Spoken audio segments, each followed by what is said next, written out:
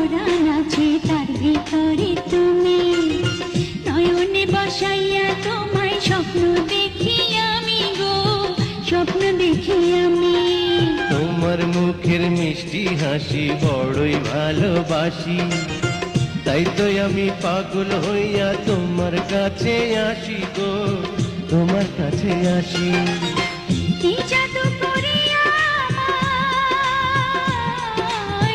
কি জাদু করিয়া আমায় করলা দিওয়ানা। কি পীড়িত শিখাইলা, কি আগুন লাগাইলা, এখন আমি ঘরে থাকতে পারি না।